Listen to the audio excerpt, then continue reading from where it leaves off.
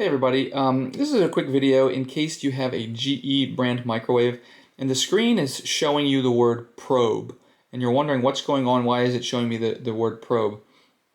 So basically it will put the word probe up. There is that means your microwave has a cook to temperature function where the microwave can cook whatever is in it up to a certain temperature, and there is a temperature probe that goes into the food you're cooking.